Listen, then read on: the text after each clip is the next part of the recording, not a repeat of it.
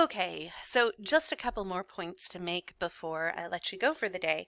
So I left off talking about the conquest of Persia and the Achaemenid dynasty by Alexander the Great.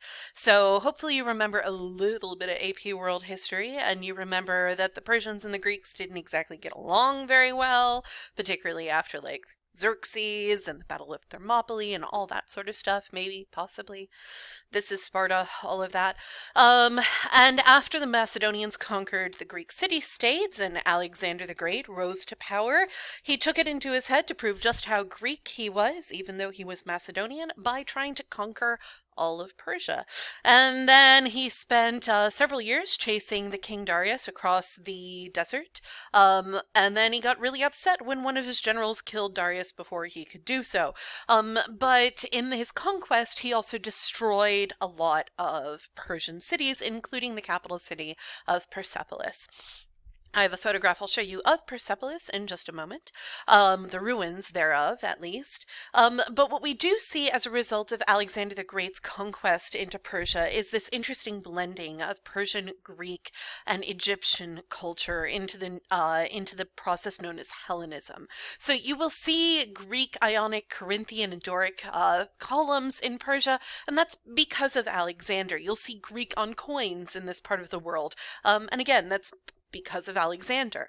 So, after the conquest of Alexander the Great, the Persian Empire collapsed and kind of fell apart into a number of small kingdoms, and then reestablished itself briefly as the Sasanian Empire, which I'm not going to get into because it's a thing that doesn't really have that much bearing on us right now. However, starting in the 7th century, that's the late 600s, you have Islam starting to spread out of the Arabian Peninsula, and it moves very quickly into Persia. And when it does so, you have a different culture, the different ethnicities, different linguistic traditions, all coming together in Persia again. This time, Arabic becomes the predominant language of government and law and the statements of faith. The Quran is only published in Arabic, that sort of stuff.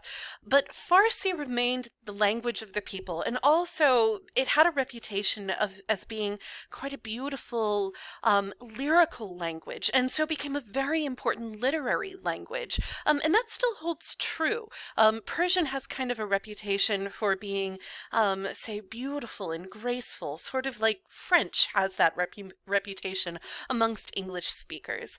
So Farsi was seen as kind of this refined language, even under the Umayyad Caliphate, and then later under the Abbasid Empire. So hopefully you remember that the Umayyad Caliphate stretched all the way from Spain to western China, which is an awful lot of territory to govern when you are governing in the 8th century and don't have telegraphs or telephones or anything like that. So it shouldn't come as a surprise, but eventually that overexpanded empire collapses, and in its place comes about the empire known as the Abbasid Caliphate. The Abbasid Caliphate was centered in Persia, not centered in the Arab world. It has a distinctly Persian cast to it. The Abbasids built the capital city of Baghdad in what is today Iraq, which is just across the border from Iran. And the Abbasid Caliphate and its subsequent territories become known as sort of the center of the educated world between the 8th and 13th century. Baghdad is kind of the flower of the world. It is the place where literate and scholarly people go to meet.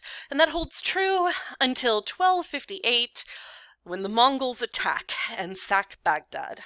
So, this right here is Persepolis, or what is left of it. You'll notice that they do have freestanding columns, but they're not Doric, Ionic, or Corinthian. They are a distinctly different style. That's because Persepolis was constructed prior to Hellenism, and so they have their own style in terms of their structure. This is really all that is left of the capital city.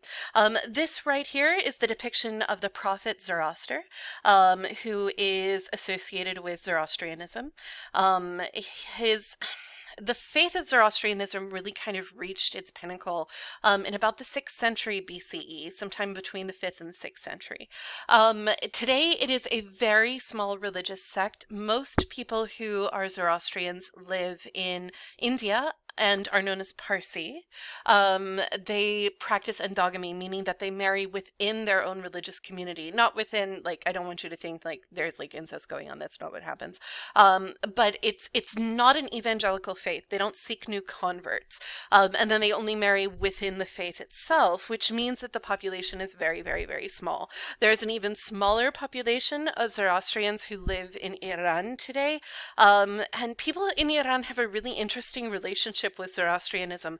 On the one hand, they're immensely proud of this faith and this tradition, especially its anti-slavery stance, its monotheism that was very, very early, and yet the clerics are very uncomfortable with it because it is not associated with the Quran at all. And it claims a prophet, which, if you're a Muslim, obviously that's a problem because Muhammad is the last prophet. So it's a really interesting relationship that people in Iran have to Zoroastrianism on a cultural level. This right here is a depiction of the Abbasid Caliphate. This territory had been under the Umayyad Caliphate, and even following the collapse of the Umayyad Empire, remains in the hands of the Umayyads. Technically, the territory from Morocco over here to the Indus River Valley was the Abbasid Caliphate, but in reality, the area that was directly under the Abbasid control was only this area in green, which is a whole lot smaller.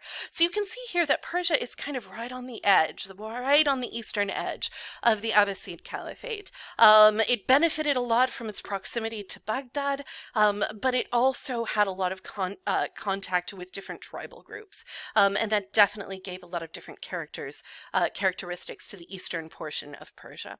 So I'm going to stop there for today. Tomorrow I'm going to talk about the establishment of the early nation states in Persia, and we'll get up to at least the Pahlavi dynasty.